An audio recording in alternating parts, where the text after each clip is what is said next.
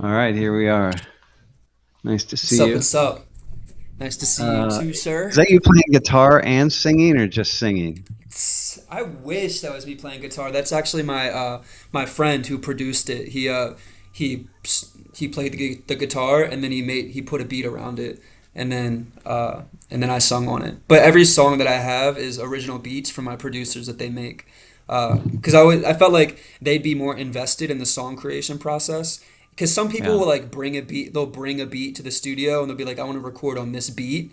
But I'm like, no, no, no. I feel like you're not as invested if it's not yours. So I always want yeah, them to like have a part in the process, so they're just as yeah. invested That's in it. cool. Yeah, Yeah, that's cool. Good, man. love it. Very good. How are you doing, All boss? right, I'm doing well. Getting ready for another trip. It's yeah, Where at? getting ready for a lot of things. Down to back to Seoul. Need to Okay. get a little When is soul that? in Seoul. We leave on Saturday. We leave town on Saturday, but we fly out on Sunday night. Yeah. And how Well, long do we you stay really for? fly out on Monday morning at like 12:50 in the morning, but it's easier just to say Sunday night.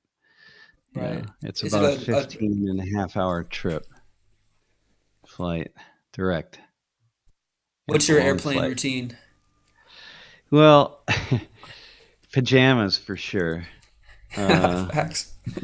Noise canceling headphones for sure. True. Uh-huh. Do Um, you get a little yeah, one of yeah, yeah, those yeah. uh-huh little I, neck I rest? cover. Yeah, yeah. It depends how I'm flying. Depends what whether I'm in the front of the plane or the back of the plane. But if I'm in the back, I always have a pillow around my neck for sure. That's Uh, cool. no, I'm Do not do going to do you a Savashi talk. I will be doing a couple other talks though, Matt. Definitely let me know when you're going to be there. I'll give you the information. You could show up. There's one. There are two different public talks, and then a bunch of like television and things like that. But I yeah, just sent you over his information, so you should have it. okay, all right, cool.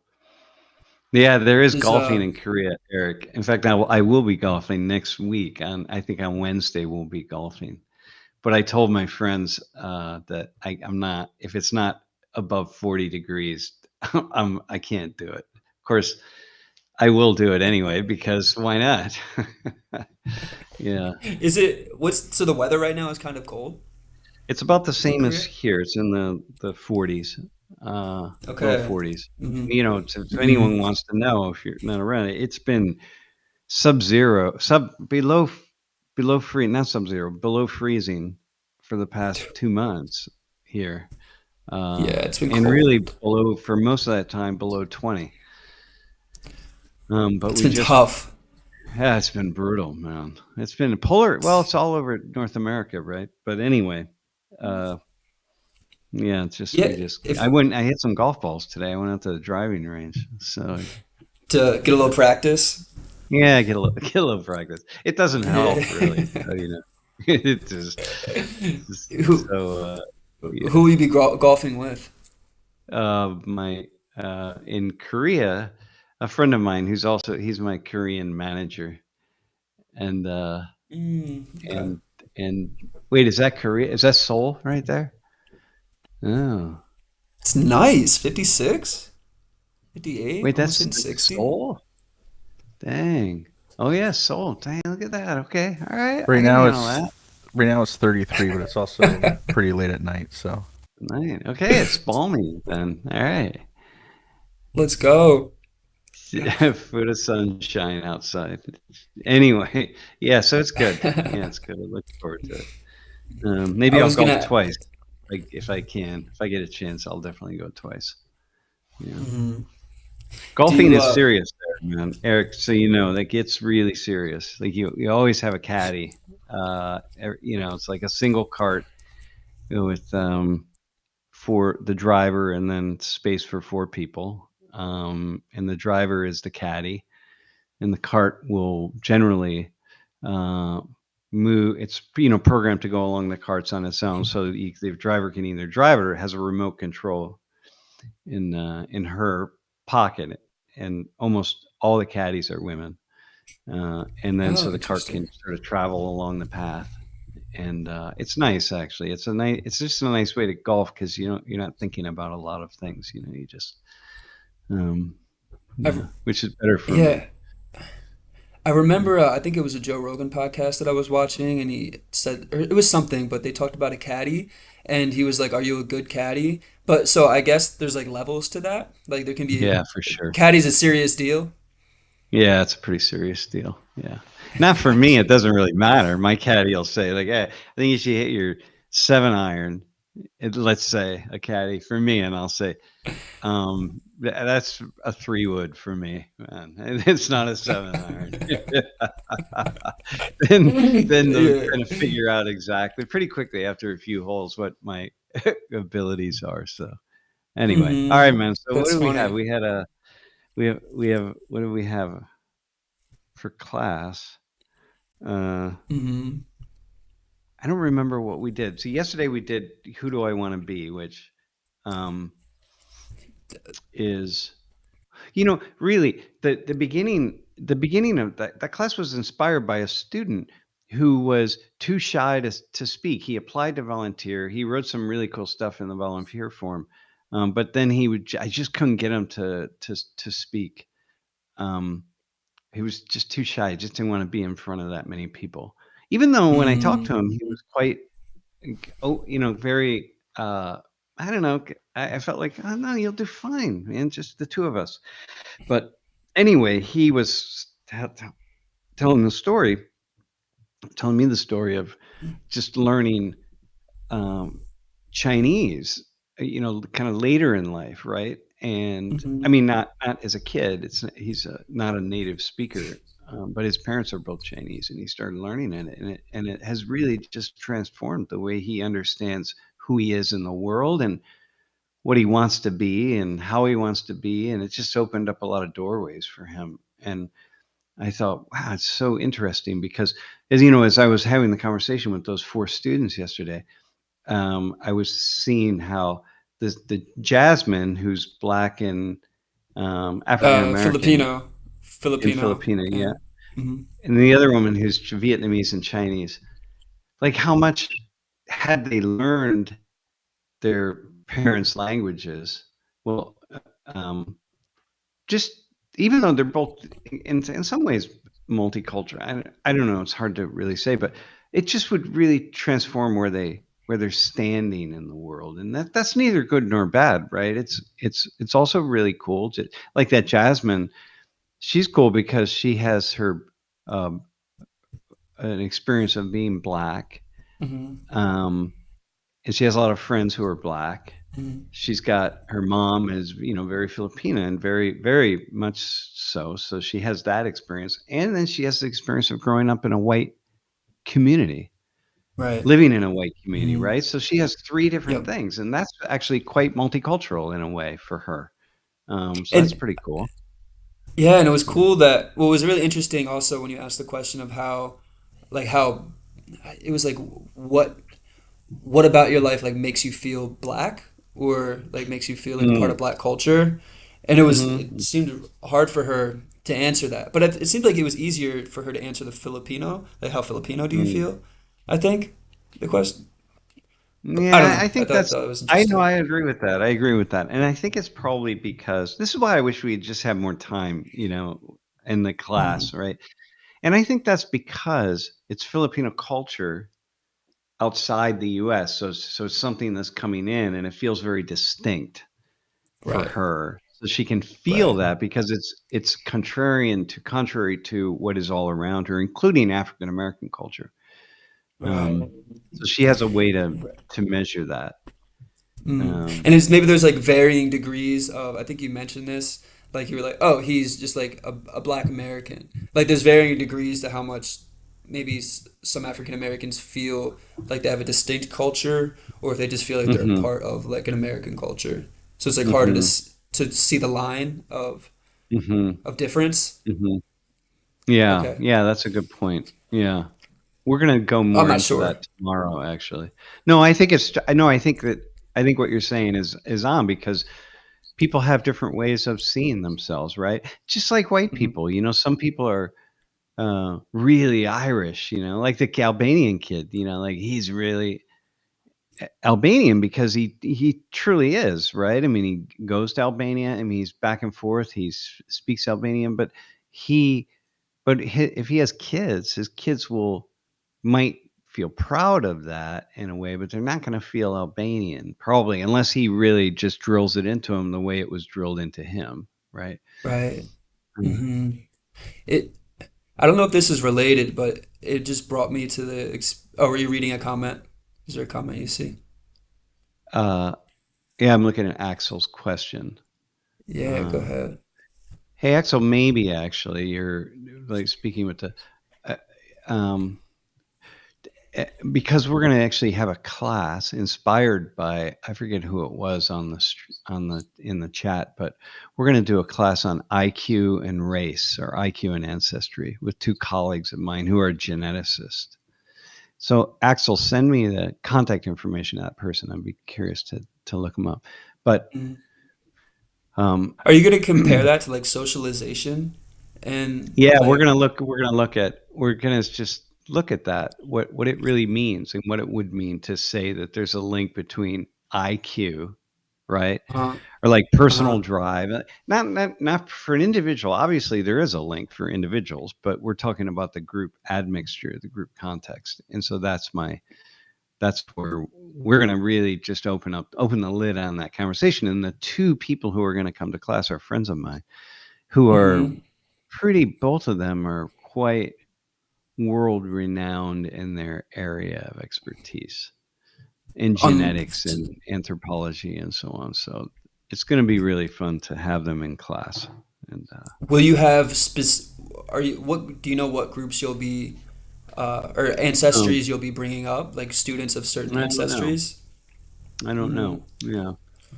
Well, That, the biggest thing that people struggle with, uh, indigenous peoples, people of sub-Saharan African ancestry, the idea somehow that but no one see in the West, right?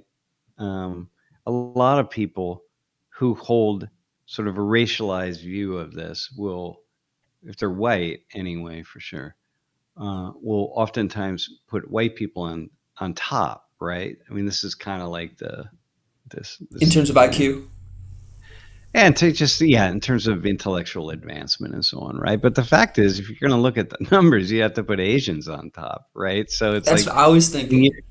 yeah, you're not even on top. So like, what are you making the argument for? But they still do anyway, which just undermines the entire argument that you're trying to make. But in any case, the point being, um, I've talked about this in class and the non relationship, right? But people keep wanting to hear it, so I thought, hey, let me invite my colleagues in. Let's the three of us have this conversation, and we'll do some kind of case study with students in some way. I don't know how we're going to do it, but let's Mhm. really go all in, man. Let's go all in on Yeah, this, and let's do a like a conversation where we really Mm. explore it. Yeah. yeah. I wonder if the topic of like stereotype threat will come into play. I remember reading in like how some Asians in school they're expected to be super smart, like like let's Yeah. say Asian Americans. I remember reading this, and then the stereotype threat of like needing to be smart is so Yeah. much added pressure, or like needing to be good at Yeah. math. But I'm not sure how that if that would come into play during that Yeah, conversation maybe. Yeah, in your maybe. class. Yeah. Yeah, maybe it'll pop up. It'll be hard That's to do in interesting. 75 minutes, that's for sure, but we'll figure a Right. way to do it, to just like condense it and so that people can really understand. Um, Right. it's hard because, you know, it's it's a kind of a conversation that requires a lot of explanation of the science, but we can't really. But I told them, like, look, we can't do the explanation of the science, so we just can't do that. So we got to be able to do it without having to do a deep dive into the science. What's the um, necessity of that? Of the well, you really explanation need of to science? understand DNA and in DNA admixtures in different population groups. You really have to understand how DNA is transmitted, and how the and combinations to create different admixtures and so on. So like you Hmm. gotta understand, you gotta And when you deconstruct say the concept. admixture, Yeah, the mixture of, yeah. I'm gonna not go into it here. Let's just wait because it'll yeah, get yeah, just yeah, yeah, yeah. confusing. So Got you, got you, got yeah, you. so Hmm. yeah, so anyway, it'll be, no, it'll be a really cool conversation. So Yeah, yesterday, anyway, I wanted to go back to a comment that Eric Van Hoover just said. A good question. What's it mean to be? And then put whatever race in there it is, right? What's it mean to be? And I think that was kind of yesterday's conversation with, there's this idea that um, with a lot of students like Jasmine and Caitlin, that somehow they're lesser. They should be like Moro and Anton. Like they should be, right? Like, oh, you have this parent who is from another place and speaks a language other than English and brings these traditions. So you should have adopted, you should have learned all of these things from your parent. And but why is that? Like it's just fine. Just be who you are, man. Be whitewashed, as Jasmine called herself, right? Like it's fine. hmm, Just be whitewashed. Doesn't matter. But or don't, right? I mean, for me, I yeah, would prefer, if I had a kid, I would, if I had if I had a parent who was spoke another language, at this stage in my life, I'd be pissed that my parent, when I said as a kid, like, I don't want to, I don't want to learn the language because I was embarrassed or whatever it was. And like, or yeah, just like when I stopped taking piano lessons, and my parents were like, hmm, okay, if you want to stop. I'm like, what the fuck? I'm 7 years old, man. I don't know what I want. Like, just send me to piano yeah. lessons, man. Keep me I going. relate. And yeah, That happened to yeah, me too as a child, and that happened yeah. to the one Happens girl to a few everybody. classes ago. Yeah, the Yeah. Spanish girl that I think she was Dominican or something, and she was like, "Yeah, I don't know it because my mom never taught me." And she was like Yeah. frustrated Yeah. in class. Yeah. Hmm. No, it's very That, and that's fine. I mean, and that's fine as well, but I'm just saying for me at this stage with who I am, I'd be really angry if my me too. that my parent my one of my parents didn't just force me, or at least Yeah, just keep speaking it around me. So at the very least I would understand. Even if I couldn't speak it, I would still be able to understand. right. Um, It, and but it whatever. It's interesting too because I think I've heard so many different reasons as to why. Like I hear some parents are like, "Oh, it's so difficult to like keep the consistency to teach," and Yeah. then but I see Yeah, my yeah, yeah. stepmom teaching Nick, Elizabeth, Isabel, like she's so consistent teaching them Russian, constantly. Yeah. And but All Nick right. Nick doesn't like Nikolai. And I'm like, we're playing basketball, and I'm like, I erase Nick, and I put Nikolai because I'm like, man, like that's awesome. But he's like, no, I don't like that, and he erases it, and it worries me because I'm like, I want you to embrace your culture, but he's 7, you know. Well, But this is the thing, man. Yeah, he wants to fit in with yeah, his friends, right? And all yeah, you need is a single friend to tease him, man. That's it. right. Kids need a single person to tease them. And the person doesn't even have to be anybody they respect. It can be someone who they don't even like. A class bully who everybody hates, but the class bully still teases. And it could be one time, man. And And that then it boom. And there are totally. a few, there's a very slim, a very small percentage of kids for whom that Mhm. doesn't impact them. They don't care.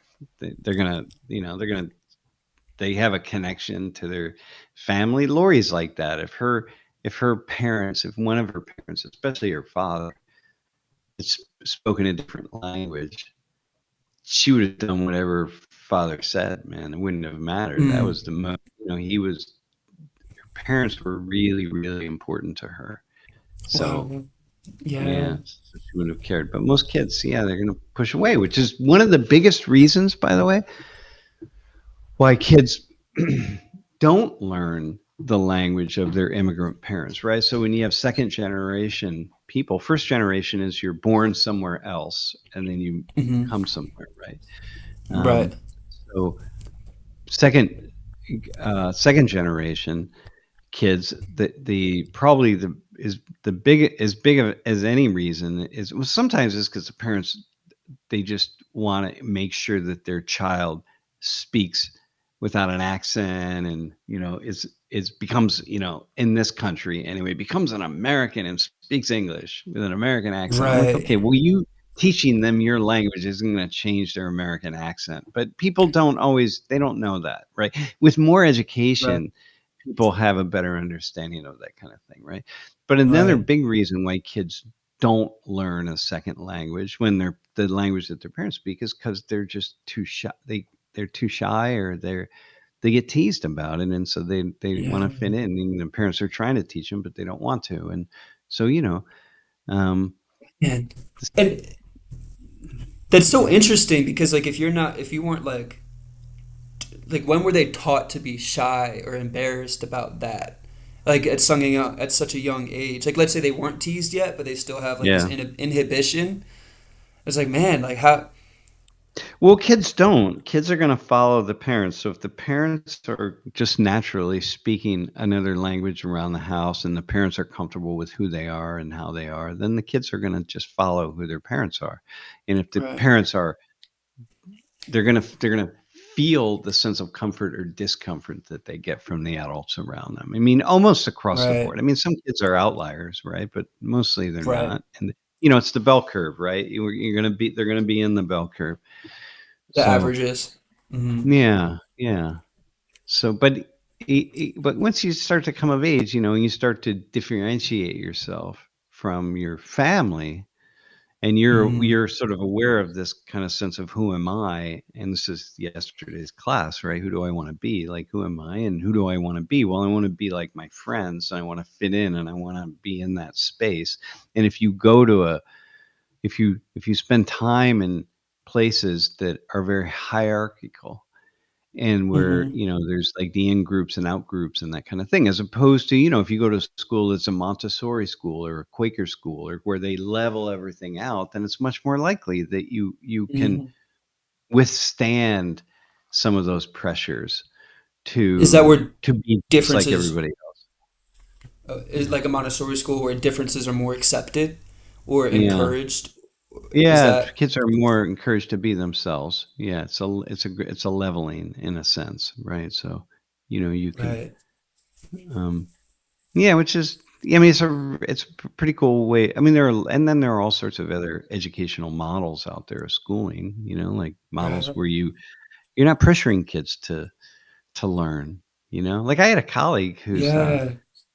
who put his kids in this school.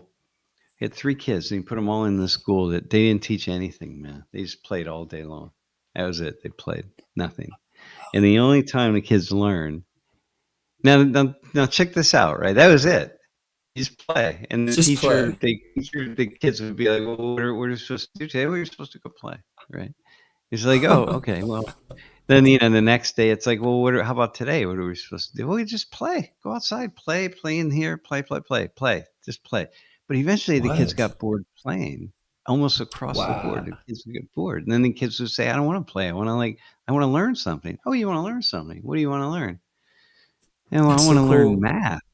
I want to learn division and multiplication. Like, oh, okay. And then when the kid was there, the kid learned their multiplication table in like an hour. Because they wanted it. And so Yeah. what happens is for some kids, it takes them longer. They can withstand. This is coming from this colleague of mine, right, who's telling the Hmm. story of not just his kids, but all the other kids in the school, right? It was this very kind of unique educational experience. And Hmm. for some kids, they were able to withstand the boredom or whatever it was on a play for half a year or a year or more. Like they could just keep going. But most of the kids, human beings want to learn, man. And so it starts at a Wow. very young age. So he Wow. was just like, nah, they wanted to play. And these kids are Oh, his kid. Well, he's really bright, but he's also kind of an outside the box thinker. But as you can imagine, and Wow, kids it's are all really smart. Yeah. wow. So it's like they wanted to learn. Like kids want to learn. Do they want to be told what to do, or do they eventually want to be told what to do after they've like realized that they have like freedom, or Yeah. or Well, it's different, right? The whole way of understanding being told what to do or any of that, it's all just completely different when you have pure freedom. And not pure freedom, like you got to be socialized, right? You can't you can't if kids aren't socialized, they're wild, right? I mean, human beings have to be socialized. And we are right? as soon as we are the first thing we're told how to walk. We're shown how to walk. We get on two legs and we walk. And Yeah. you look around you and you figure it out. We don't necessarily figure that out. I mean, you put a kid in a room and leave that kid there and put food underneath the door. The kid's not going to start walking. They don't do that. Everything is learned. Not everything, but things are learned. So Right. we have Hmm. so so they're yeah, it's really yeah, Wow. Yeah, it's such a cool model. It's such a yeah. cool model. Oh man, listen, but look at me, right? Like I was 20 before I really, really started putting thoughts together. I didn't think about like free will and determinism. That the concept, which is for me is the basis of all of social science, right? It's our desire to act. Where does that come from? Where this very simple thing. I didn't think about that till I was 20 years old, man. So I was reading and but I wasn't thinking. My friends back in the day, they said I was kind of funny and quirky funny. So I was putting some things together. I don't have any memory of that at all, but 20 years old, man. So all that stuff that was happening, it wasn't really that necessary. So it's kind of good that I went out All and that stuff. yeah, well, the time I spent in school, the time, that kind of stuff. It's like, yeah, and It I was just just going over the started head. it. Yeah, yeah, yeah, yeah. It's just like, well, I mean, but mind you, I was reading and stuff. I mean, but I wasn't reading like not a lot. I read a lot of fiction and I read nonfiction, but I yeah, the point is I was a late bloomer. Yeah. Hmm. Yeah. Hmm. Hmm. Yeah. I have Yeah. a talk in Korea. It's called Some of Us Are Late Bloomers. Okay, so here, let me give you this. So Koreans Can are hardcore and go ahead. Did you have a question? uh no, I was just gonna say that you struck a chord when you said that because I remember there being a narrative. My dad told me this when I was young. Like he was like, "Oh, it just takes you a little longer to get things," but they kind of, You. yeah. So it just kind of stuck with me. I was like, oh, I guess I'm slow, But Well, uh, yeah, but people are slow for a lot of reasons, right?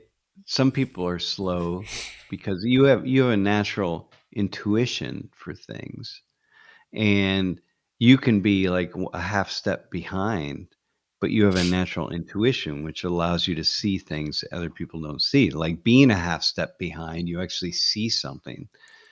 You that's can so see interesting. what others can't see, right? If you're a step ahead, Yeah, you're like always you're gonna miss a lot of stuff that's going on.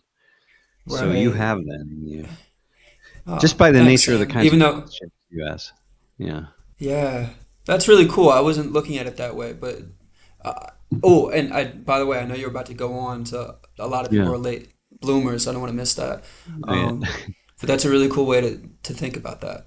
Didn't think about that in that way. Well, you have because, for example, in the world of the work that you're really cut out to do, which is all your facilitation work. I mean, you're a salesperson too, man. You're good at sales. You Just have a you, just got our first alumni pledge today, by the way. dude. All right, So man. going, That's you. Listen, but but that's you. Look, you have to.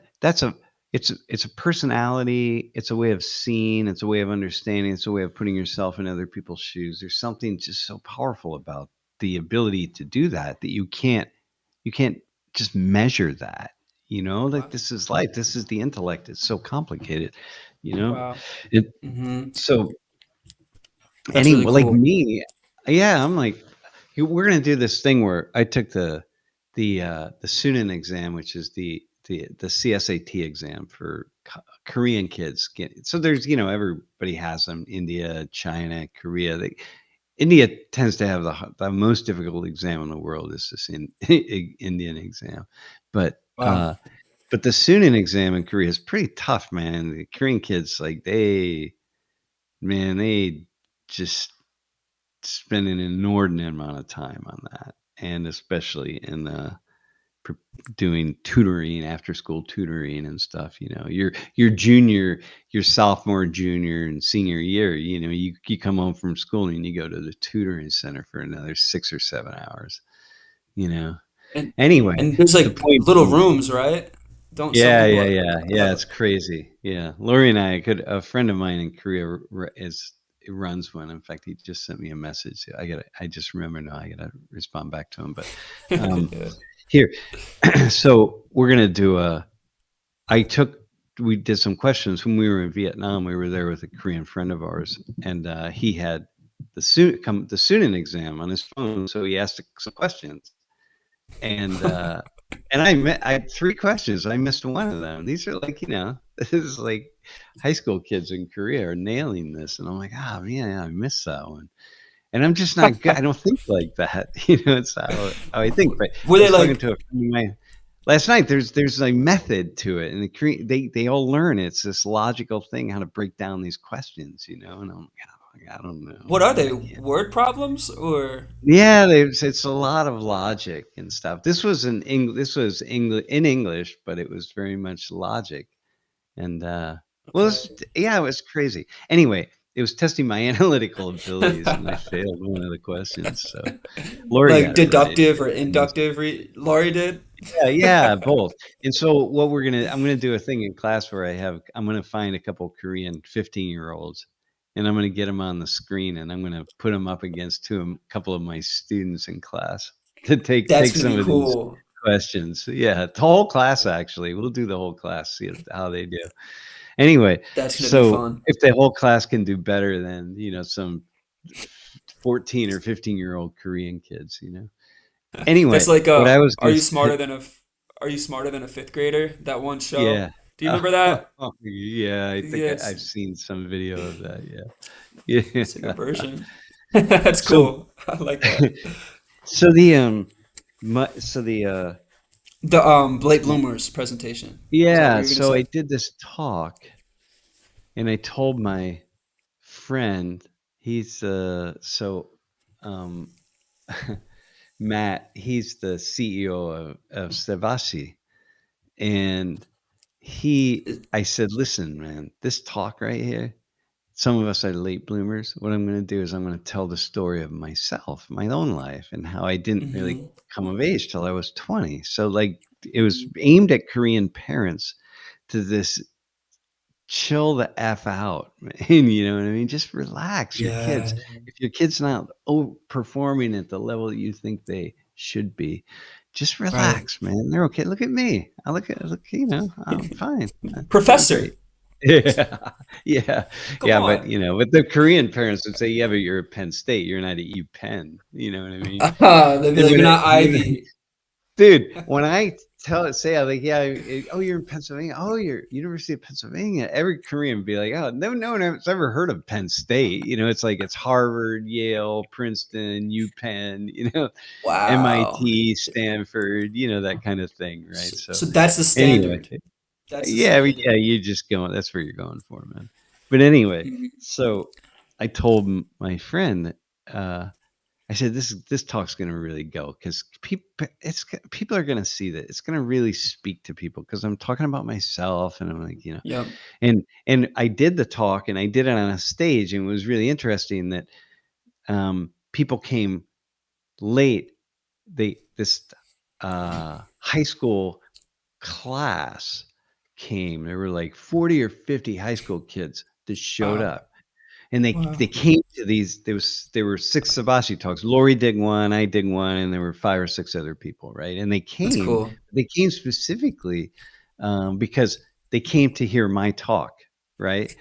And because that was they'd reached out to them and said, hey, Sam's going to give Yeah. this talk, and so they Mm-hmm. came for the whole thing, but they Yeah. but they came late, and they sat on the whole stage. So they were surrounding the stage, like the whole thing. It was really cool, Wow. actually. It was really fun Wow. to do that. It's unorthodox. Um, Yeah, right? yeah, very unorthodox, right? But during the talk, so I'm telling the story and I'm saying like how God, there's so much pressure to perform, and like how nerve-wracking it is, and how unnecessary it is, and how painful it is. Like, you could be fine. Like, maybe you just need to take a year off in high school, or maybe you need this, or maybe you need that. You don't have to be at that level. Like, you really don't. Right. It's like, it's good, like, by the time I started my intellectual journey at the age of 20, I was fresh. I wasn't burned out like a lot of my students are. They're so burned out trying to get into college. By the time they get there, they just want to sleep. So Right. anyway, so I'm Mm-hmm. giving this talk, right? And it's a very passionate, and it's like, it's awesome. And I thought it was a really good talk. Well, because I read it, because I had to write it out, because they Right. translated it into Korean. So I was reading on a uh, Prompter. teleprompter. Yep. Anyway, I look over as I'm giving the talk, and these kids are crying. Some of these kids, they're crying, Wow. right? And I'm like, Wow. oh. And then afterwards, the kids come up to me, oh, thank you. Oh my God, could you talk to my parents? Like, oh my God, like, kind of thing. I just feel there's too much. There's so much pressure. I don't need it. I don't want it. That kind of thing, right? So I'm like, dude, Right. to Bum June, I'm like, this talk's gonna really go. Nothing, man. Didn't I think to this day it Second has talk. like the You did talk, yeah, another this one. Sabashi talk, right? So they put it up on the website, and I'm expecting it. The first Sabashi talk I did was about climate change, and it just went like boom, took off. Like, it Uh-huh. had, I don't know, within a couple months it had 1 million views or something. I'm like, yo, Wow. this is gonna have like 2 million views. Like, Koreans are gonna Right. really. Right. Dude, Mm-hmm. nothing, man. First week it had like 200 views, and it got like 2,000, and then after a couple months it had 15,000 views, like nothing at all, Wow. because people were looking at it, and they're going, "Nah, man, I'm not showing my kid that. I can't see that. I can't see this message. Like, this is that. We can't do that. Like, don't be putting these Right. ideas in Right. You're gonna people's make my minds." kid lazy, or So to right. this day, the talk hasn't really done any. I don't know, Jeff. You could look it up. Sabashi. What is like some of it? Wait, what did I say it was called? Some of us are late Savage. bloomers. Yeah, some of us are late bloomers. Hmm. Yeah, Ted or Jeff. See if you can find that on YouTube. Wow. Sebasi is Sabashi. I Yeah. know I'm aware from recent facts that I've heard that Asia is pretty high in like suicide rate. Well, Like yeah. some parts Well, of Asia, yeah, I, but but Korea has the highest rate in all of Asia, one of the highest in the so does world. But Korea. Uh-huh. yeah, but you got to understand that high rate, we measure that out of 100,000 people, right? And the So population's way lower. yeah, so there's a big headline, the rate just skyrocketed in Korea. Well, yeah, it went from 25 per 100,000 people to 27. That's 2 people out of 100,000. Now, okay, I understand we can say that's a lot, but that's Beaver Stadium, 100,000 people in Beaver Stadium. And so there's 25 people, right? This is a whole Hmm. population. Then you add 2 more in. And so we say, Hmm. well, relatively speaking, going from 25 to 27 is a huge increase, right? When we're talking about suicide. Right. Right. But still, we have to put it in perspective. You know, Right. it's like And it's like a headline thing. right. So it's not like necessarily to say the correlation of intense studying or pressures from parents is equating to more suicide. Like it's not Well, a right no, it assessment. is. No, part of a big part of the higher rate is that. I mean, you can't get much higher. You can't get you know, the human beings are disinclined to take their own lives, right? Right. And yeah, we're just quite disinclined to do that. And so we don't um We're disinclined to do what? I'm sorry. take our own lives. Like it's just not a yeah. Yeah, you can't. Yeah, you can't Like, remove your own life. It's all we know. Like it's just not a thing. Because you might imagine that more people would do that. You know, when you say like, oh, you know, mm, the country has a suicide rate of 12 out of 100,000 every year. Think like, wow, that's not very high at all, right? And mm, given the nuttiness of the human beings, right? You would think like, more people would just make that choice, right? But they right, don't. It's just because we're right, disinclined to want to take the only thing that we know, you know. right. So, And it's making me think about like the power of like normalization. Like that's just become mhm. such like the culture of studying and intense pressure and high expectations is just so normal for them. It's just I don't know what Yeah. connection I was trying to make. Like it's we, No, it's the pressure. It's the pressure of. Hang on, Axel said something when you visit Asia. Did did South Korea react to myopia? Oh, reason learning so much inside. Um, my what's myopia again? yeah, I'm not sure what Axel's referring to there. Yeah, I'll have to. Um, hang on, I got to send a message to Jeff. But And then I going just back, have to. go ahead, I'll go just ahead, you go. at 4. No, I just at 4 o'clock. I just need to hop off real quick. But then I'll come back on after, just so you know. I just wanted to give you a heads up. Yeah, yeah, all right. Sorry about that, by the way. It'll be No, quick. no, no, that's fine, that's fine. Hey, uh, but there is really an immense amount of pressure to compete and to be good. Um, c- um, Jeff, Mm, can you just put that up on the screen really fast with the number of views, just so I can see it? I'm just curious to see if you can get.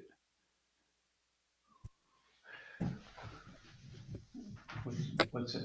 How many views is it? Uh, This particular video has 22,000. I had to already do that. There you go. All right. Well, shit. Okay. There you a go. little bit. Yeah, yeah, not much, man. Yeah, 22,000. And, and Yeah, this is the video compared you to a referred to. million. Yeah, compare that to a million. And Lori and I did a video together. It has a Sabashi talk. It has 1.5 million views. Wow. And this says 22,000. And I was saying like, this one's gonna go. And so that's what Yeah. that's the thing, right? That's what's so fascinating about this stuff that you don't know. But anyway, Wow. Like, um, there do is you, just a lot of pressure to do well.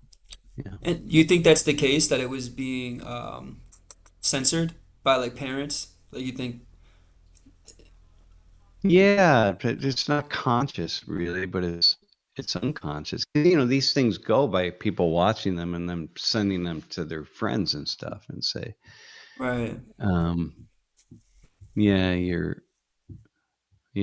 yes, yeah, you pass it along, be like, you got to watch this or whatever, and like kids watch, like they have a kids or watch Sabasi. I mean, high school kids, Hmm. junior high school kids, dude.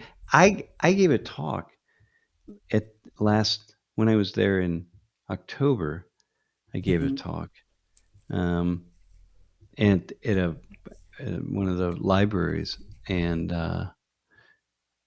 people brought their child to see me. Okay, they wanted their child to meet me, and how old do you think their child was? Take a guess. For some reason, I'm thinking around like five, Yeah, 7. six. 6. Six? Yeah.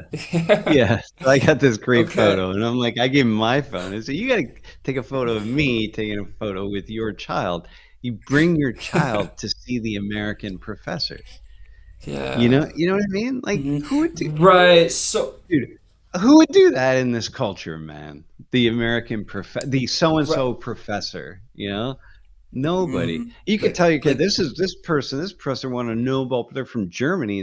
They're here visiting. They won a Nobel uh, Prize. The kid would be like, whatever. But to take him to see like a basketball star or a musician or something, and the kids will be lining up left and right. You know? wow. But so, like, Yeah. the lack of respect for higher education in America, is that where that's coming? Like, is that what we're kind of saying, or what you're kind of It's saying, just or it's not lack of respect as much as it's just not held in that level of regard, you know. right, In right. other cultures around the world, and you see this, man. You know, when we were in Ethiopia, you would just really see and there's cultures everywhere. I mean, I see it at so many places, but it's just like, man, the professors are professors, teachers. You know, it's like it Hmm. matters, and yeah, it's so it's so fascinating, you know. And it's not to Right. put it down. I mean, you know, I'm not you know, urinating on our culture per se. No, It's not about that, it's but it says something, you know. is it say like we? I was thinking like, is it saying that we just value different things? The sentiment around what's valuable about education in America is different. Like maybe there's, Yeah. if that makes sense, like there's a seriousness that needs to be, it sounds like that needs to be in education or in higher education, or there needs to be a Yeah. seriousness. Like that should be the sentiment, but it sounds like because that sentiment isn't there in American culture in some ways, that it's like not held Yeah. in the same Well, regard. yeah. Well, listen. So we we worship money in this culture, right? I mean, we're a capitalist nation. We worship prosperity and expansion and money. Okay. Mm-hmm. In individualism, entrepreneurship, and money. You know, so that's why, you know, I mean, what's at the center of our cities, right?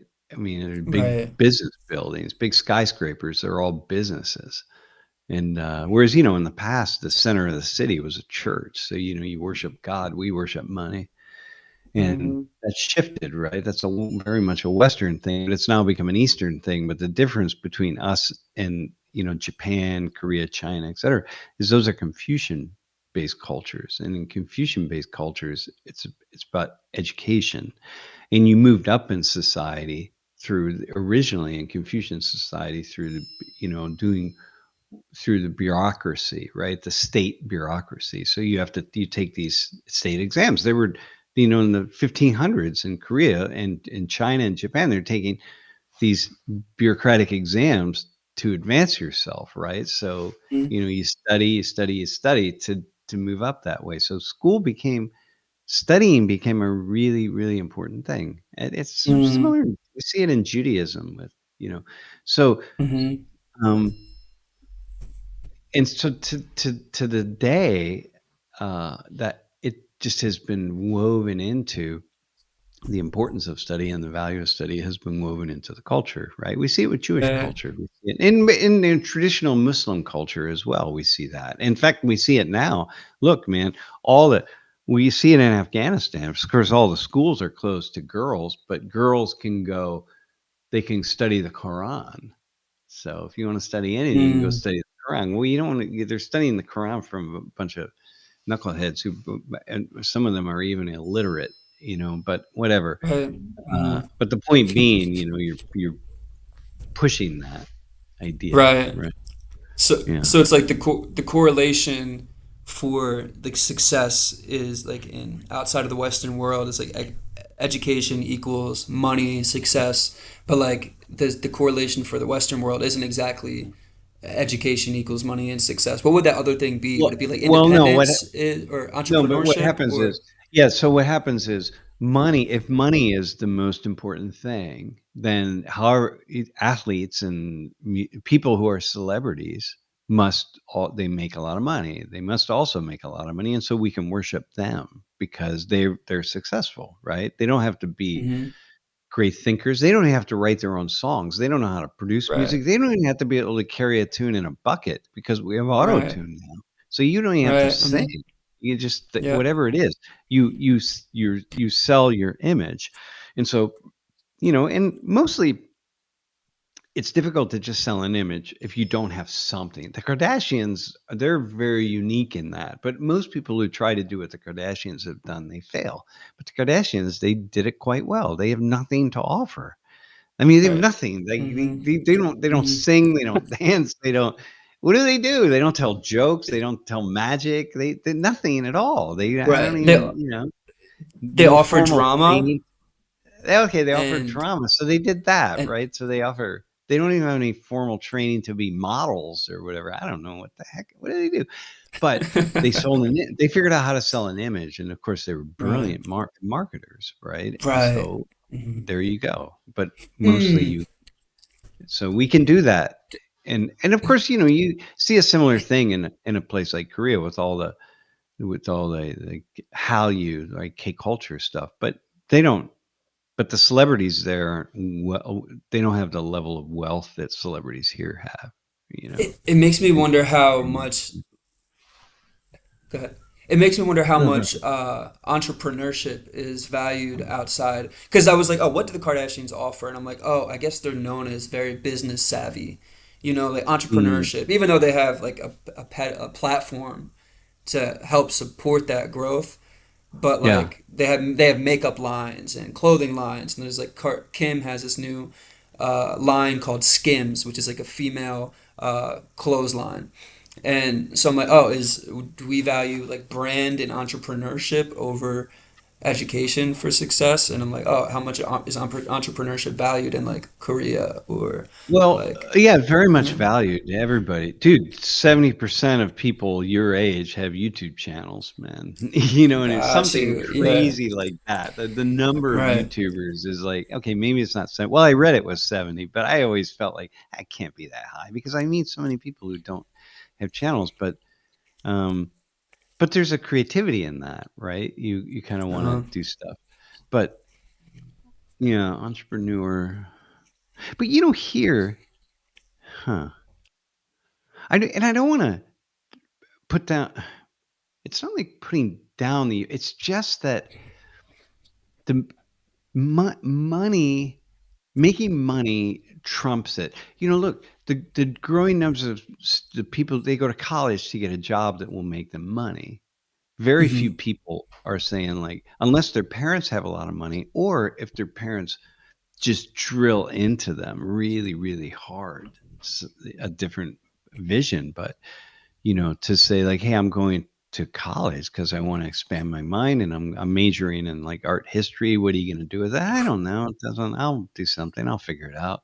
But yeah, I'm like, oh, I just love art history, and it is rare to come across somebody like that.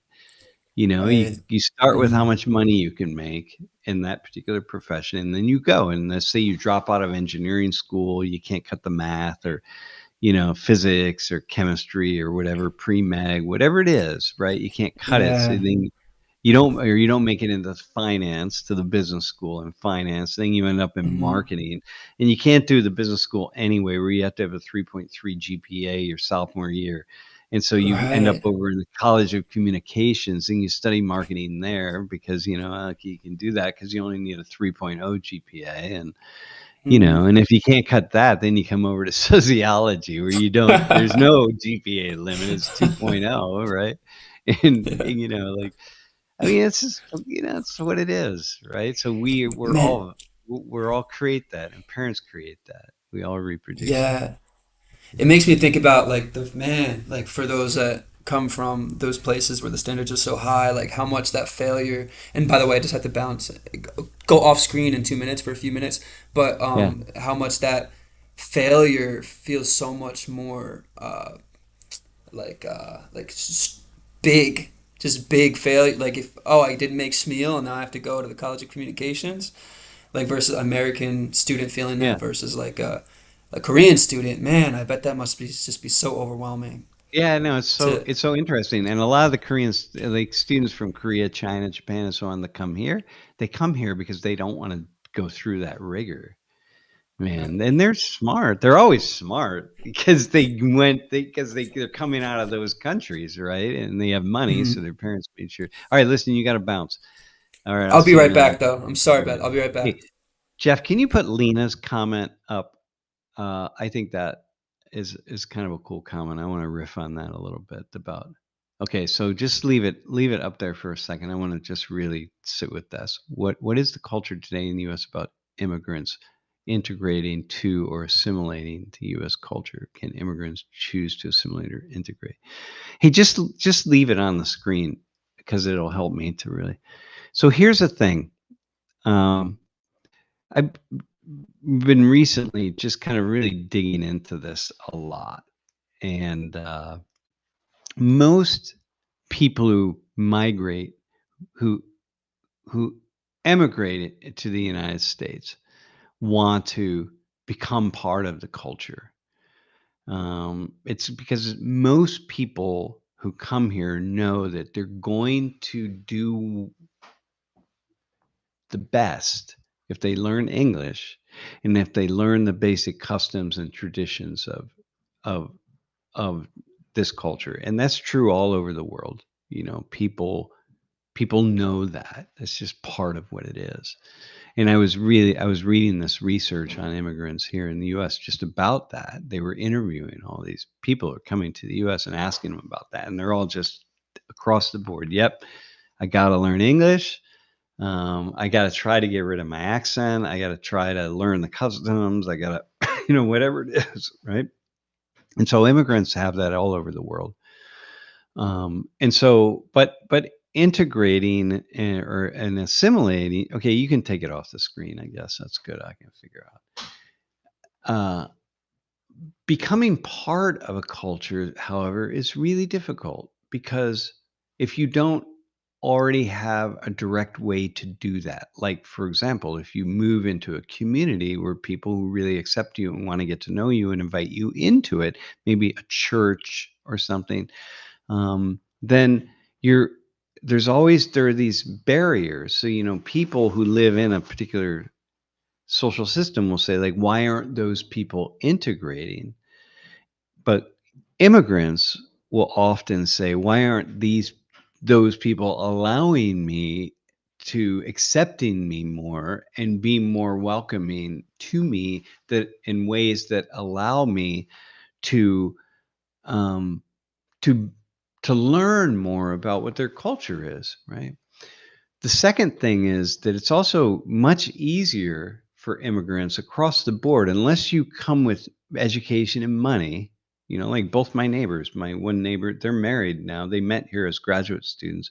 She's from Germany, he's from India. They both have their PhDs. Well, they didn't need to struggle to integrate at all. Like they're highly educated, and they came here as with their undergraduate degrees, right? Um, so it's a different kind of uh, story that if you are don't have if you're not coming for a particular reason for a particular job, like you got your H-1B visa and you're going to work at this tech firm somewhere, right? Then you're going to make a decent amount of money, then you kind of need to rely on other people to ensure that you can do well and you can survive, right? And it's mostly the people you're going to rely on the most are going to be people who are most like you. And it's very likely that you're going to go somewhere anyway where you have family members or community members or somebody, a cousin, uncles, somebody, family friend that you can kind of fit into that community some way, right? So that would be true for me anywhere. Like I know someone in countries, really probably 100 countries in the world, that I know somebody where if I had to go to that country, I'd be calling them on the phone and saying, like, hey, I'm moving to your country. Like, where are you? Where are you living? And then I would become part of a community automatically. Maybe it would be a church or a temple or a mosque or somewhere. And so once that happens, then I've already got a natural connection to these people who are more like me. So I don't have to assimilate as quickly, and the process isn't as traumatizing, really, because it's very traumatic to just be pulled out of a culture and end up in a different one, right? And so immigrants, the most important thing to know is that very few immigrants don't want to be really deeply embedded into the culture in which they've now transitioned their whole lives, unless they're planning to only stay for a short period of time and go back home. And so when you see that, like, I have a lot of people in my community who are from other areas. They assimilate as much as they can. They want to have American friends or friends that are not from their culture. But it's not always easy. And unless they're of a certain level of education or have similar interests or whatever, it's not always easy, for people who live in a particular culture to be really welcoming, because, we've got a whole life going on. And like, this is what happens at Penn State with international students. All these, if you don't come as an international student as a freshman and live in the dorms and so on with everybody else, and so you meet people just as everybody else is meeting people, like if you come as a 1-year exchange student, you're just not going to meet folks. You're just not going to have an extensive friendship network unless you have a very unique personality. And so it's hard. It's hard. So a lot of people that I speak with or I hear about or I read about, people in, here in the U.S., they're talking about, but it's not just here in the U.S., it's everywhere. Japan is struggling to get immigrants to assimilate, and Korea, and in Colombia and in Mexico. It's like in Colombia it's the Venezuelans, but it's a lot easier because Venezuelans are so similar to Colombians. But in Germany, in the UK, everywhere, it doesn't matter. You're like, oh man, are you going to be part of our culture, or are you just going to stay in your own small culture or your own culture, right? And so it's a struggle everywhere. But I think it's I think that what's important to for me always to remember is the times when I have lived abroad and I've tried to integrate as much as possible or assimilate into various cultures, how difficult that can be, especially if the places where I did not know the language. Or where I did know the language, right? Like in Spanish, but I didn't speak it really well. And so, yeah, it's very hard, man. Yeah, it can be very, all right. What else do we have?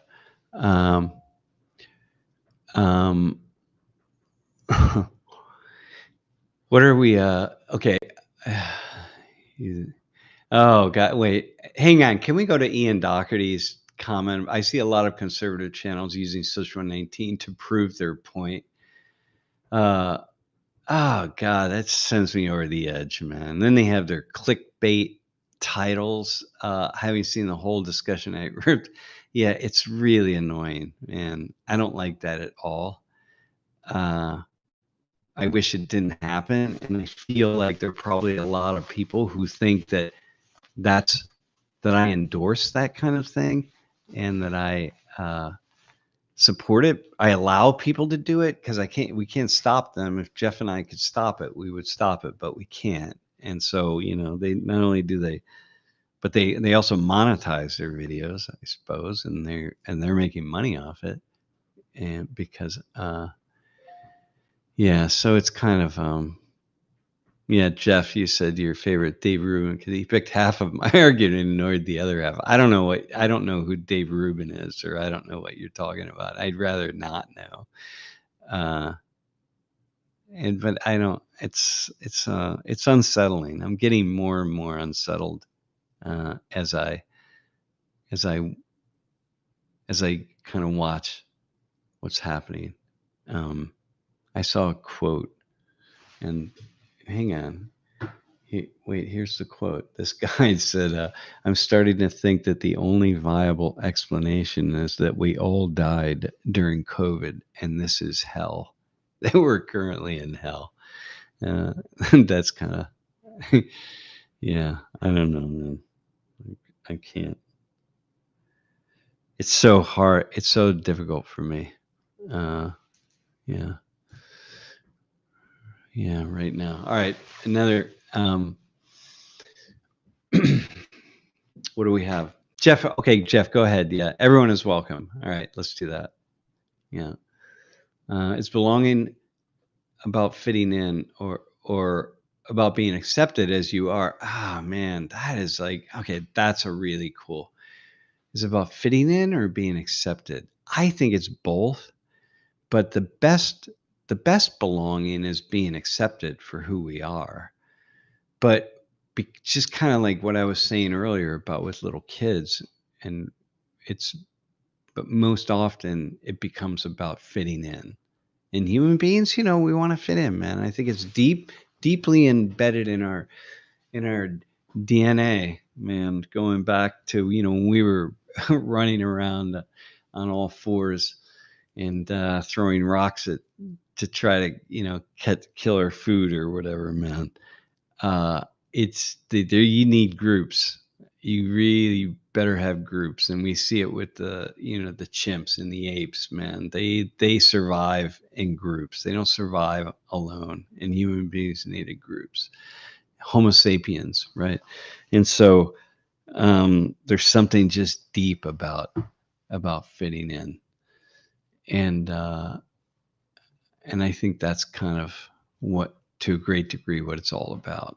And that's why when we see immigrants and assimilation, you got to remember that human beings want to fit in. People who are picking, you know, pulling up their roots in one place and moving to another place, the first thing those people want is stability and connection, and whoever they have that stability and connection with. But the first thing they want and the first thing they need is that. And so when you see these communities like we have here in Pennsylvania, where it would just be like suddenly a whole town, the town center, you drive down the town and everything is in Spanish suddenly, right? Well, it's because people built a community there. And so that's what it is. So anyway, yeah, so it's largely uh, fitting in is what people, yeah, what we, we struggle. Does that make sense? I hope that makes sense. Belonging, but in the end, the belonging is what happens inside of us. Yeah. All right. What do you got? So we actually have two comments from Horace the Third. Oh man. All right. Let's see. Horace the Third. Yes. Signs like that are obviously a declaration of political beliefs of the people in power of the institution. It's a very broad, The very sign, man. the signs he's talking about are like the rainbow flags and stuff at universities that you showed. Oh yeah, okay. Yeah, it's very broad, very man. When I see something like that, it means that the institution and power of the organization I'm currently in sees morality on a staircase of the social justice hierarchy. On the other hand, okay, I can see that. That there's right, they're going to grab onto that social justice hierarchy. Yeah, I'm currently okay. On the other hand, when I see a sign that says clear, explicit rules like re-rack the weights, clean the exercise station after you're done, etc., I know that the sign of rules is also definitely a declaration of the politics of the organization and power of the space I'm currently in. Right, and based on individualist oriented moral behavior, which is like individuals are going to have to take responsibility for their own actions, because the sign could be, hey, we all re-rack weights here, it's not a problem, but don't worry about it, we all do that and we all participate together, and some people will do it more than others, but it's all good.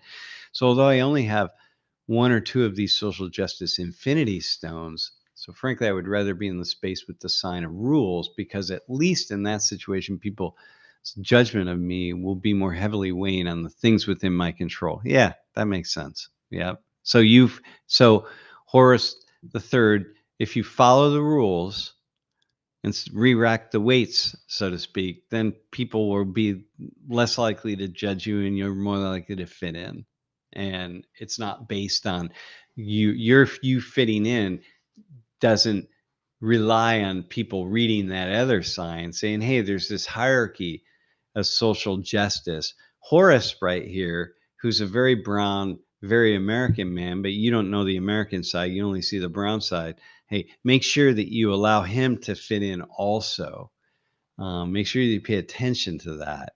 And so please read this sign that we're telling you that Horace is also an American, also important, so you need to accept him. People may or may not do that. But if it's just like, look, here are the rules, man. You operate by these rules in this place, and everyone's going to do it, and Horace is going to do it. And if he's playing by the rules and you're playing by the rules, then it's probably more likely to be okay. That's what I'm getting out of that. And I can see that. Yeah. It's God, it's so interesting, man. Just so fascinating to have these different. Okay, go ahead. There's a second one. Yeah, that's really cool. That's a magnificent straw man argument. People that are against DEI don't say stop talking about what makes us different. We are saying start talking about what makes us the same. Yeah. Okay. There's a difference there. All your classes are about trying to figure out how to get young minds to frantically focus on the arbitrary difference between them, like race. But if you teach people to focus on what makes us all the same, you stop helping project bigotry in the next generation. See, okay, so I don't think that I just do that. All my classes are not that. Just so, like yesterday, for example, in class, when I said, hey, if you grow up like I did in with a singular culture, a singular language, and around people who are mostly like you, so like me, right?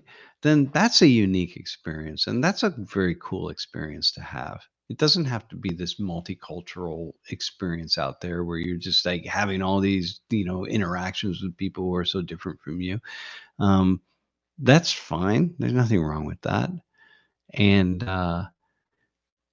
people, there's like this kind of with the multicultural side, the people who hold the multicultural flag or wave that flag, they're always just like, you should be multicultural, right? You should accept all these differences, and you should know about these differences, and you should know about all these people from different cultures, and you should. And if you don't, that means that you probably means that you're not open, and you're not welcome, and you're not interested, and you're bigoted. And I say that doesn't mean that at all. And there's no reason that you should, right? As long as you're not like skinning in people's way and harming people and doing them wrong, then it's like it's okay. It doesn't matter. Just go live your life in your if you want to live your life in this culture, let's just say, right? It's different in every culture, but if you want to live your life in your own community with people who are just like you and talk like you and think like you, and that's okay. Just don't think that that's the only way to live, and don't demand that other people then be like you. But if you want to do that, that's nothing wrong with that.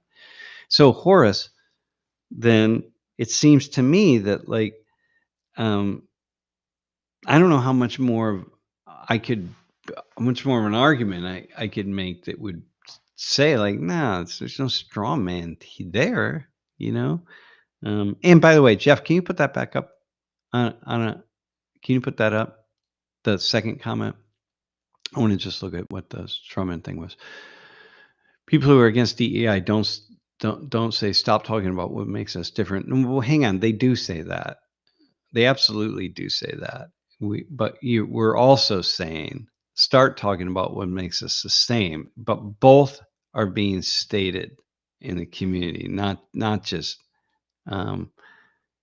one. So, and I think my personal thing is that if you listen to 119, if you listen to class after class, I think I do a lot of conversation about things that make us the same. And I think like by me bringing students up to the front who have these different experiences, but are very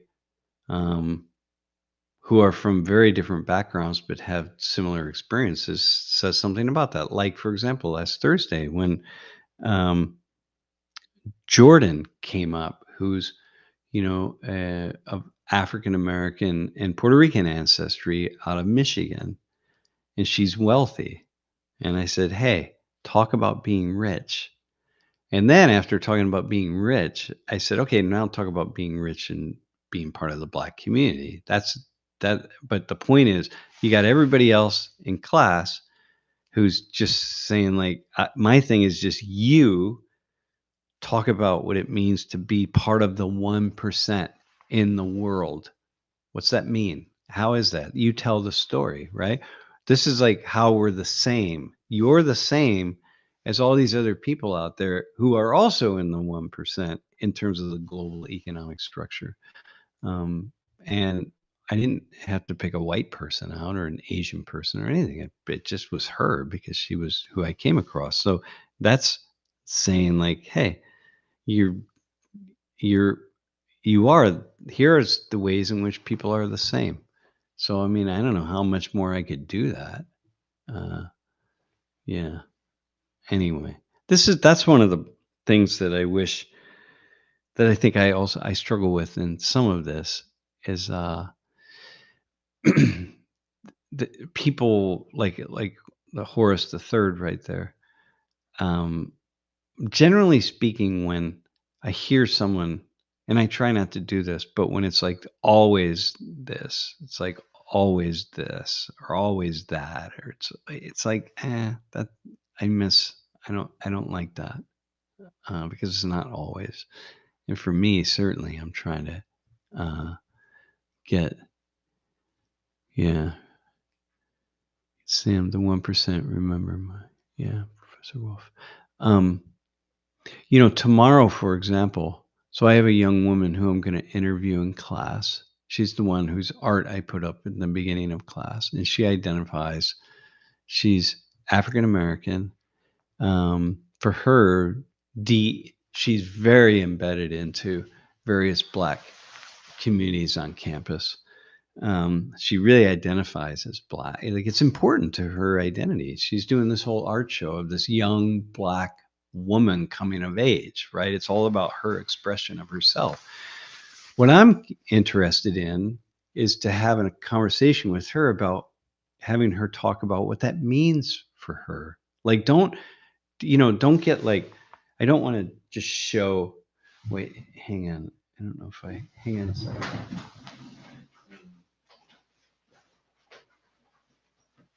I thought I had it. I don't want to. We see these things like, oh, here's this like the experience of being Chinese in the United States. It's like, well, we see these things, right? But what is it? Well, hang on, but tell us about that. I see that, and I don't think it really pertains to me. But let's have a conversation about it. So with her, what I'm just going to do is take the lid off it and say, you tell us why, what is it about, you didn't do, Jasmine or that Jordan, who's part of that 1%, remember, right? She would do a very different art show. Like she's not going to do an art show of probably not of a Black woman coming of age here and what it means. And I'm exploring my Blackness and my womanness, right? It's probably not going to be the show that she did. She would do something else, right?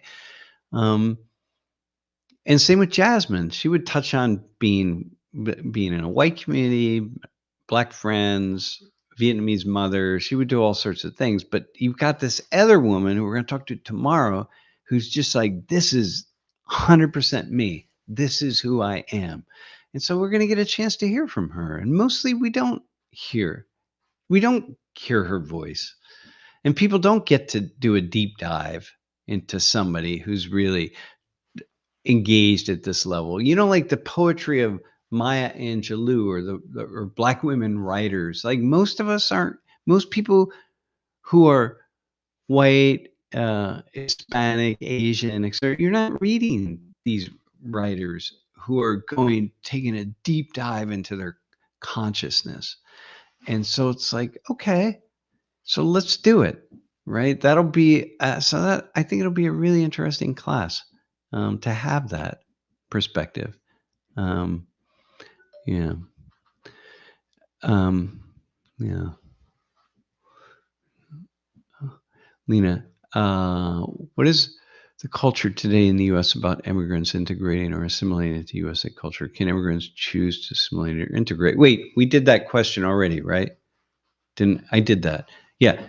And by the way, Lena, I never got to the final part of that, which is that, yeah, immigrants can choose, but immigrants have always been able to choose in this world. At the turn of the century in New York City, there were something like 100 newspapers or 100 of different languages being published in New York. At the turn, like around between 1900 and 1920, some number like that. It's just a real incredible number, right? So different languages, from all over, right? So people have always made the choice. It's been a choice for them. And people who were first generation immigrants were much slower to assimilate. And they were much slower because, especially if they came as adults, they were much slower um, to learn the language. It's just harder to learn a language, man. You just can't do it as an adult. And you can do it, but it's really hard. And so you're going to feel a sense of home with people who are back home. And so you're going to want to assimilate, but you're also going to you're going to have just a big part of your consciousness is back home.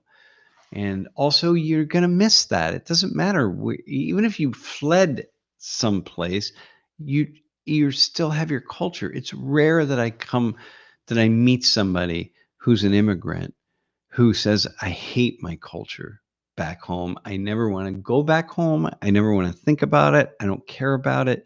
I hate it. I hate everything about it. I've met a few of those people over the years, but not very many. And so anyway, so people has always had a choice, and the vast majority of people make the choice to assimilate and integrate as much as they can, as quickly as they can. The vast majority of people, because, as I said earlier, because they know that that's their best way of getting ahead. The more you assimilate, the more likely you are to get ahead. That's just given all over the world. So, yeah. All right. Jeff, do we have another comment or a question from? Do you think? Don't you think that Lori had a point when she commented things work better when we realize our personal views of the world are only part of the whole? Yeah, definitely. Yeah, everything works better when we see that we are that we need other people's perspectives. We need other people's understanding of some reality, and that just for me, for example, when I teach the way I teach, because even in the moment, like in yesterday's class, there are different things the students said that I said, like, oh man, I hadn't thought. So even though I'm holding this paper that I've got, always I have a paper that I've got questions on, but certain things, they said things that changed the question. I went, oh, hang on, I can't ask that. Yeah, that's not the question asked. Here's the question to ask. So when we realize that, we're part of the whole, and other people see things different, and it's really interesting and valuable and useful for us to understand what they're seeing, because what they're seeing might contribute to the betterment of whatever system it is that we're part of. And so yeah. Why being assimilated? Chicken pork adobo. Why being assimilated sometimes seen as as bad and labeled as whitewash. Yeah, well, that's just the problem. It's because people who are moving to a new culture are doing two things. One, they're being told to assimilate and be part of that culture as quickly as possible. But number two, they're being told at the same time to hang on to their own culture. And so then if you have other people of their own culture, you move into a community with other people who are Dominican or Haitian or Puerto Rican or Japanese or whatever it is, then those other people are going to be saying like, whoa, hang on, but this is our culture and it's really important. And they've kind of circled the wagons around that culture in the communities in which they live. So like in Queens, New York, for example, Lori and I spent a week there. It's the most multicultural geographic region on the face of the earth, Queens, New York. And we would just walk from one neighborhood to the other. And suddenly there are all these Salvadoran flags. It's like, whoa, it's a Salvadoran neighborhood. This is like these 2 blocks. It's all Salvadorans. And then we keep walking and then we're in the Greek neighborhood. And look, there's a Greek restaurant. There's another Greek restaurant. Here's a Greek shop. It's like, oh, yeah, this is a Greek neighborhood. We keep walking and 3 blocks down, then we were in, like a different area, a different neighborhood. And so, but these people, they sort of circled the wagons around their cultures. And so if you step outside of that, it's like, hey, you're leaving that behind. So then there's like pressure on people, on immigrants, to hold on to some of that. So you're being pulled in these 2 different directions, to hang on to it and don't hang on to it. Yeah. So this is it's unfortunate that it's a problem that people will go too far in one way or the other. But both things have value. So whitewashed is a negative term that people use, and I don't like it because I had, like, in my volunteer list this semester, I had 3 different people refer to themselves as whitewashed, and I know they're not using that in a positive way, because I know that when there's a Puerto Rican, there was a woman in class, she was Puerto Rican, sitting in the front row, and I had her on backup because I thought, hey, I might want to use you. She had referred to herself as whitewashed, and I said, and I know that when somebody like her, she doesn't speak Spanish, right? She understands, but she can't speak it.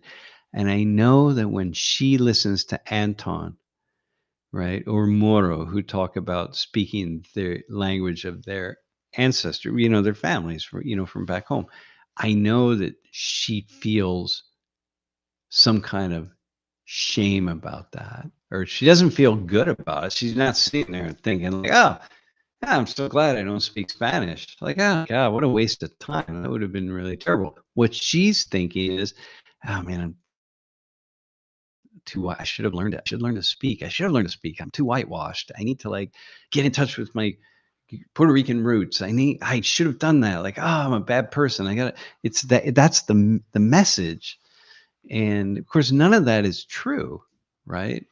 And it's annoying to be called whitewash. It's like, well, what is it? It's the problem. You are what you are. We are where we are, and we are, so anyway, that's so yeah, chicken pork adobo. I got that. Yeah, it is annoying,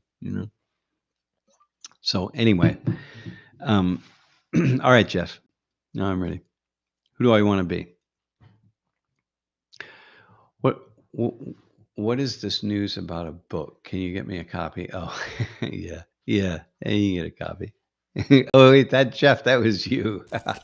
Yesterday during the stream, I was like, how did I not know about this book? I'm sure we've talked about it before, but I didn't realize what you were doing. But it was just like, you have a book? No, I don't think we have talked about it. And we probably didn't talk about it. I don't talk about a lot of things. Yeah. Yeah. Axel, you are whitewashed. For sure. Or you're blackwashed. Yeah, you're blackwashed. Or brownwashed. Yeah. All right. Next one. Yeah. Ian said, how many generations does it take to become another culture? Oh, man. That's a really interesting question. I don't know. It depends. Yeah, it really depends. Generally speaking, if you're born in a culture and you get sent off to, if you're born in a new culture. A culture is different than your parents, and you just get sent off to school. Um, the public school, whatever the school is that all the other kids from that culture are going to, then you're going to be, uh, you're just, you're going to be fully assimilated. Man, that's what it is. But to create a whole new culture, well, you're not going to create a whole new culture. You're going to create a subculture, and it doesn't take a lot, actually. Yeah, we have entire towns here, man.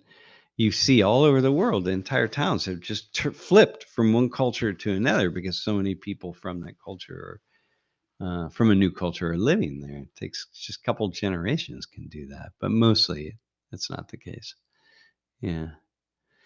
Yeah. So in a TikTok saying, as an Australian, I'm very happy that immigrants to Australia maintain their culture. It's given Australia a degree of diversity never would have, right? Food here is amazing. Yeah, man. You get those in Australia, right? TikTok, you have those like Indonesian restaurants and Malaysian restaurants and Chinese and Vietnamese and so on. It's like, man, that's like, yeah, that's cool, right? Like, yeah, you get that. I mean, this is how it is for me. Like I'm like, well, I don't come here and not have any, not even know how to cook. You know, and then bring your food, man. Like bring your food. That's the whole point. Like open a restaurant, man. Let me like check it out. Let me experience it. Let me whatever it is, play. Like have a theater group and do theater and yeah, whatever it is. I mean, that's the point. And for me, it's really important that people bring that here because I live in the middle of Pennsylvania and because I really enjoy culture, if people don't bring culture here, I don't experience culture. Well, I do. I do experience it when I leave. So I really appreciate people bringing culture here. Um, and I want them to hang on to it. So I love these student groups who will have their Saudi Student Association or, the Colombian or Venezuelan Student Association or whatever it is. They do these things and they'll put some event on. And I like, okay, that's good. Do that. So anyway, um, yeah. Why isn't the book in English? Well, I wrote it initially in English, but it's because of the again, just this language piece, very descriptive, very, once I wrote it for a Korean audience. I didn't write it for a global audience or an American audience. I really wrote it specifically for a Korean audience. So yeah, yeah, yeah. 990 pages though? No, no, it's 300 pages. Yeah, yeah, yeah. By the way, Death Zone Zombie, man, Mexican sushi is definitely a thing in Mexico. Yeah. Yeah, that's cool. Yeah. Japanese immigrants, so many Japanese immigrants, man, all along the coast, right? So yeah, you'd see in Peru, so many Japanese immigrants. It's so wild just to see the places where people have gone over the years and this and established different subcultures.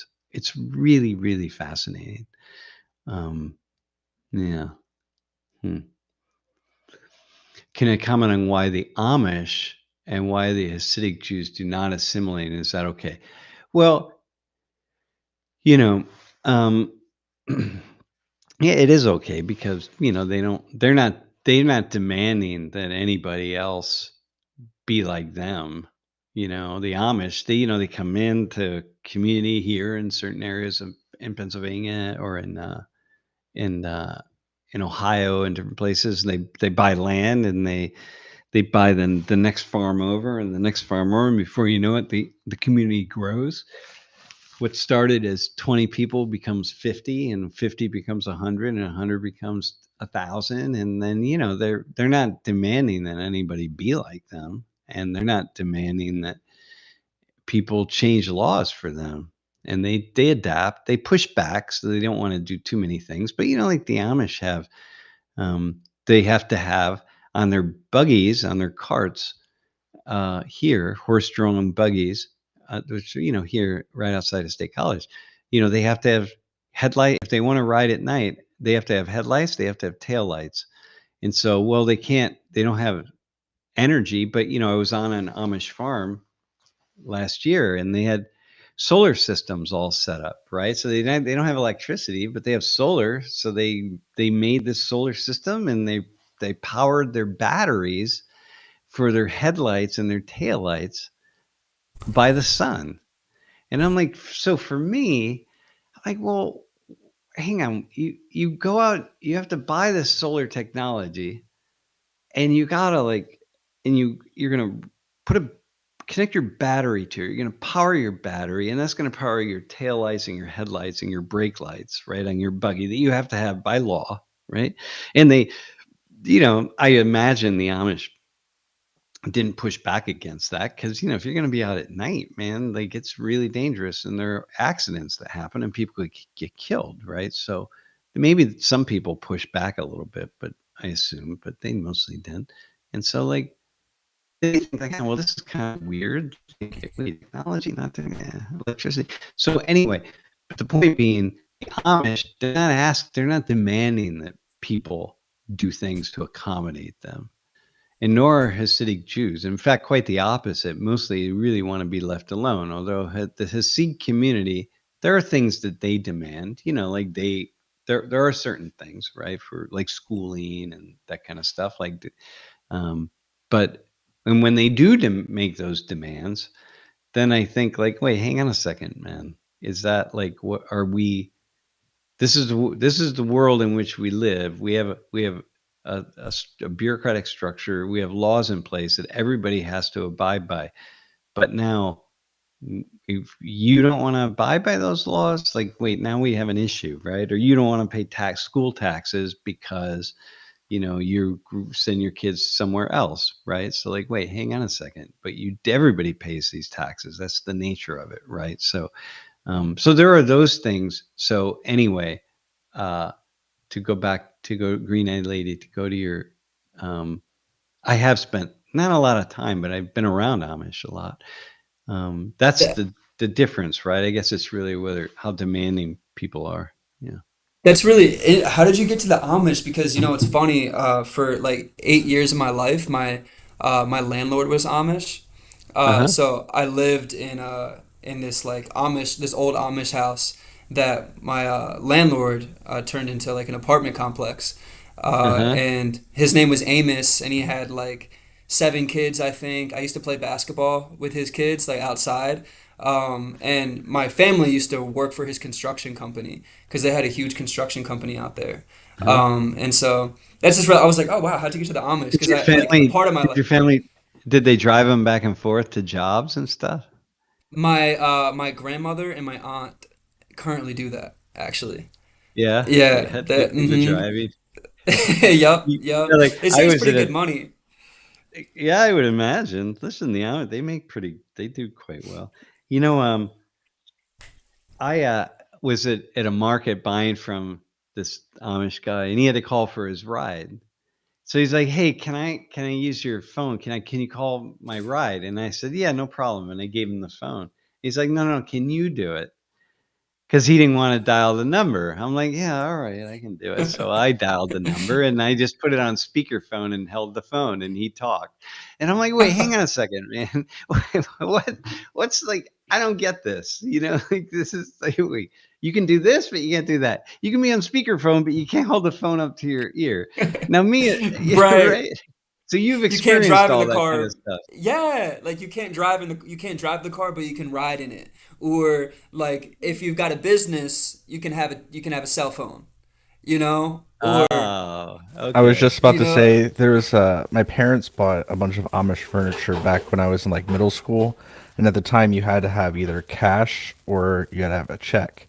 And now, because of just the change in things, a lot of Amish owned stores have like point of sales. They have like Square accounts, so they can use debit cards and stuff because they have to because no one uses cash anymore. But it's kind of like it's been a little bit of an evolution over my life, seeing like how technology is just they can't they can't get away with it because, like you said, with their buggies, they had to have lights on it at some point. Like for a Yeah. while, they just had headlights. Well, you need rear lights so cars behind you can Yeah. see you. Like they Yeah. just, it's just an ever so slow changing thing in Lancaster County. It's pretty cool. Yeah.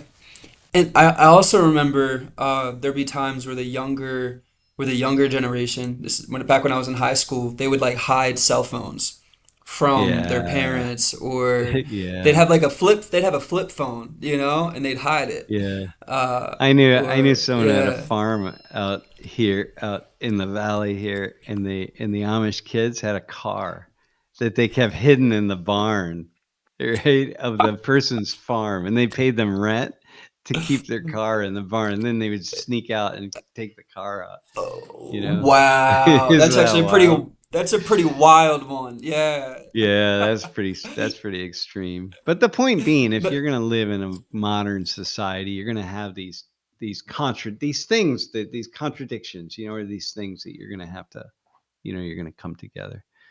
Yeah, yeah, mm, but yeah. It's one really la interesting. I Wait, I what? So swear. Oh, basketball? go ahead. Wait, did the kids have bikes? They They had always have these scooters. bikes that are not, but they're scooters, right? They're not pedal bikes. Yeah, it's like it's I just kind of want to get up and show, but they like hold it and then they bring their foot and they like bring it Yeah, real yeah, high. And they're like this, like yeah.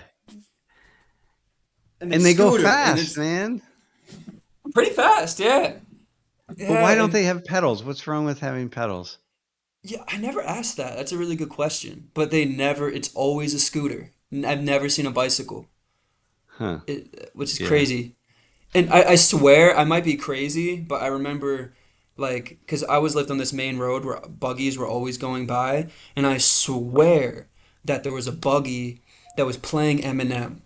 Like I'm Yeah, I wouldn't almost doubt it. yeah, Yeah, I wouldn't like doubt it. Yeah. so it was crazy because it was going by way too slow for it to be a car. You know, like I heard the Yeah, song yeah, for yeah. like a decent amount of Yeah. time. So Oh man. I it's so just love funny. life. Yeah. Yes. That's pretty cool. Me I too. mostly don't buy Amish stuff, man. Oh yeah, there you go. So I this just got a is the handbrake scooter on that that. I had when I was growing up in the Amish community. Look at that. There you go. That's Yeah. the one. Not purple though. It's Yeah. interesting. I Yeah, haven't seen a that's purple one. wild. But a lot of this stuff is made in China, man. You know what I mean? That's the Oh, crazy stuff. that's Yeah. interesting. Yeah. Well, no, increasingly, there's this kind of stuff, man. You get, the problem is life gets harder and harder it's difficult to compete in the modern world, and so you have to cut shortcuts. Everybody's taking shortcuts, so you send it to China and get some cheap tin or some farm implements, and then sell it, and then like people buy it from the Amish and they go, "Oh, the Amish made this." No, they just imported it from China, but they put a different Funny. handle on it, and it doesn't say made in Made in China or whatever, right? Made in China. And so then you Right. think like, "Oh, I got this Amish tool." And it's like, no, you Right. didn't. You got a Chinese tool. That's Yeah, so interesting just because of yeah, how like the narrative around that they're builders. Like it always used to be yeah, a joke like, oh, they'll build a house in 2 days, you know, or like they'll build a yeah, shed in like 4 hours. That's that's interesting. It depends on the company and how big they are. The bigger they are, the more they're going to bring in from other companies. The smaller they are, the more local, the more likely it is it's going to be like actually made by a family or something. yeah, Mm, yeah. okay. We had roofers come, and they did our roof, and they messed up the chimney.